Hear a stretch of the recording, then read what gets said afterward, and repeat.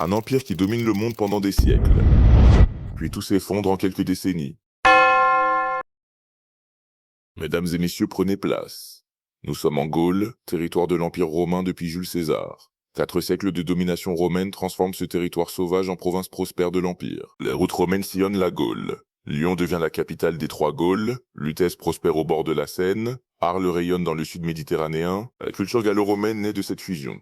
Thermes, amphithéâtres, temples s'élèvent dans chaque cité importante. Les Gaulois adoptent le mode de vie romain tout en gardant leur tradition ancestrale. Mais au IIIe siècle, les premiers signes apparaissent. L'Empire romain vacille, les crises se multiplient, l'économie s'effondre, l'autorité impériale s'affaiblit dangereusement dans les provinces lointaines. Les empereurs se succèdent rapidement. Assassinats, coups d'État, guerres civiles déchirent l'Empire. Pendant ce temps, aux frontières du Rhin, des peuples germaniques observent cette faiblesse croissante avec intérêt. Les Francs franchissent le Rhin, les Visigoths déferlent du sud, les Burgondes s'installent en Bourgogne, les Alamans occupent l'Alsace. Ce ne sont plus des raids, c'est une migration massive. Les légions romaines ne peuvent plus contenir cette pression.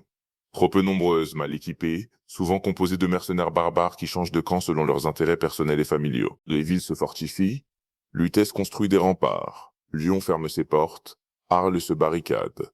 L'administration romaine disparaît région par région. Le pouvoir impérial n'existe plus que sur le papier. Les Gallo-Romains s'adaptent. Ils négocient avec les nouveaux maîtres. Certains résistent, d'autres collaborent. Tous comprennent qu'une époque s'achève et qu'une nouvelle commence sans retour possible. Puis arrive l'année 476. À Ravenne, le jeune empereur Romulus Augustulus est renversé par le chef germanique Odoacer.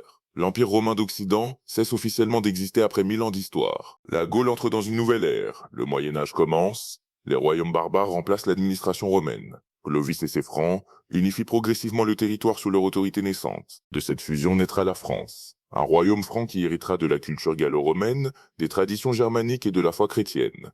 L'histoire continue sous une nouvelle forme. L'Empire romain est tombé, mais ses traces perdurent encore aujourd'hui. Dans nos villes, nos routes, notre langue. Peut-on vraiment échapper à son passé? Je ne juge pas. Je ne fais que raconter l'histoire.